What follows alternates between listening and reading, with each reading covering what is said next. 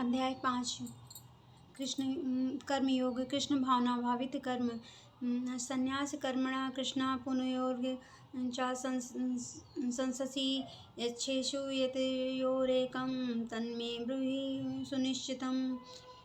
अर्जुन ने कहा कि हे कृष्ण, पहले आप मुझसे कर्म त्यागने के लिए कहते हैं और फिर भक्ति पूर्वक कर्म करने का आदेश देते हैं। क्या आप वहाँ अब कृपा करके निश्चित रूप से मुझे बताइए कि इन दोनों में से कौन सा अधिक लाभप्रद है।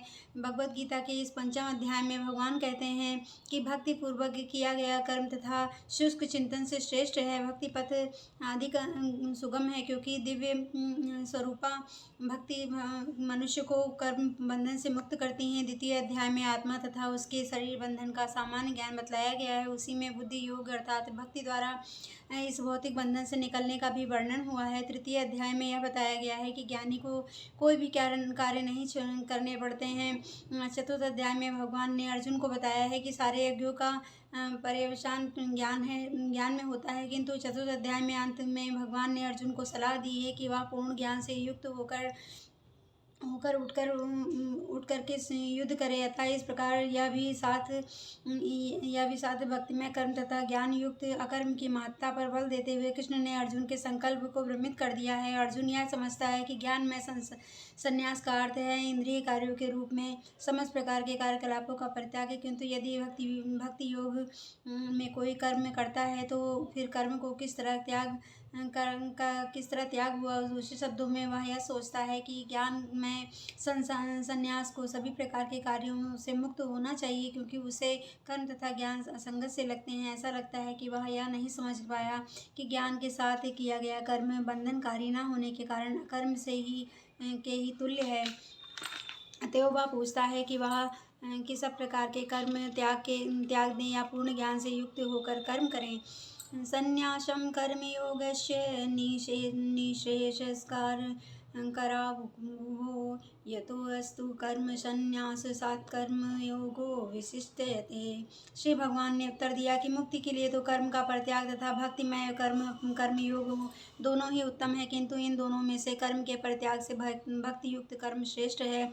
सकाम कर्म इंद्रिय तृप्ति में लगना है ही भवबंधन का कारण है। जब तक मनुष्य शरीर सुख का स्तर बढ़ाने के उद्देश्य से कर्म करता रहता है, तब तक वह विभिन्न प्रकार के शरीरों में देहांतरण करते हुए भवबंधन को बनाए रखता है। इसकी पुष्टि भगवद गीता के अध्याय 5, 4, 6 में इस प्रकार हुई है।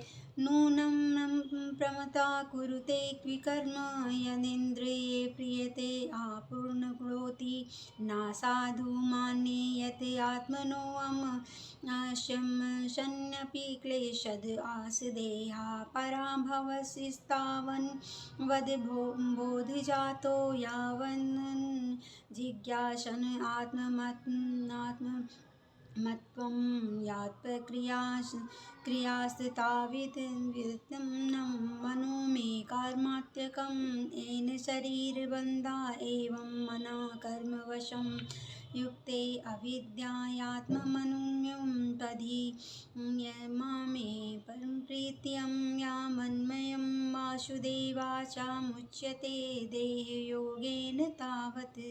लोग इंद्रिय तृप्ति के पीछे भटकते हैं। वे यह नहीं जानते कि उनका क्लेशों से युक्त यह शरीर उनके विगत सकाम कर्मों का फल है। यदि वह शरीर नाशवान है किंतु यह नाना प्रकार के कष्ट देता रहता है, अतः इंद्रिय तृप्ति के लिए कर्म करना श्रेयस्कर नहीं है। जब तक मनुष्य अपने असली स्वरूप के विषय में जिज्ञासा नहीं करता है, उसका जीवन व्यर्थ है, और जब तक यह अपने स्वरूप को नहीं जान लेता है, तब तक उसे इंद्रिय तृप्ति के लिए सकाम कर्म करना पड़ता है। और जब तक वह इंद्रिय तृप्ति की इस चेतना में फंसा रहता है, तब तक उसका देहांतरण होता रहता है। भले ही उसका मन सकाम कर्मों में व्यस्त रहे और अज्ञान द्वारा प्रभावित हो, किंतु उसे वासुदेव की भक्ति के प्रति प्रेम उत्पन्न करना चाहिए।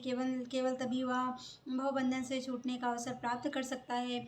अतः यह ज्ञान ही एक वह आत्मा है, शरीर नहीं है। मुक्ति के लिए पर्याप्त नहीं जीवात्मा के स्तर पर मनुष्य को कर्म करना होगा, अन्यथा भवबंधन से उबरने का कोई अन्य उपाय नहीं है। किंतु कृष्ण भावना भावित होकर कर्म करना सकाम कर्म नहीं है। पूर्ण ज्ञान से युक्त होकर किए गए कर्म स्वाभाविक ज्ञान को बढ़ाने वाले हैं। बिना कृष्ण भावनामृत के केवल कर्मों के परित्याग से बुद्धि जीव का हृदय शुद्ध नहीं होता है। जब तक हृदय शुद्ध नहीं होता तब तक सकाम कर्म करना पड़ेगा, परंतु कृष्ण भावना भावित कर्म करता तो स्वतः सकाम कर्म के फल से मुक्त बनाता है, जिसके कारण उसे भौतिक स्तर पर उतरना नहीं पड़ता। अतः कृष्ण भावना भावित कर्म संन्यास से सदा श्रेष्ठ होता है, क्योंकि संन्यास के नीचे गिरने की संभावना बनी रहती है। कृष्ण भावनामृत से रहित संन्यास अपूर्ण है, जैसा कि शील रूप गोस्वामी ने भक्ति रसामृत सिंध में अध्याय 1-2 की पुष्टि की है। ओम नमो भगवते वासुदेवाय नमः। ओम नमो भगवते वासुदेवाय नमः।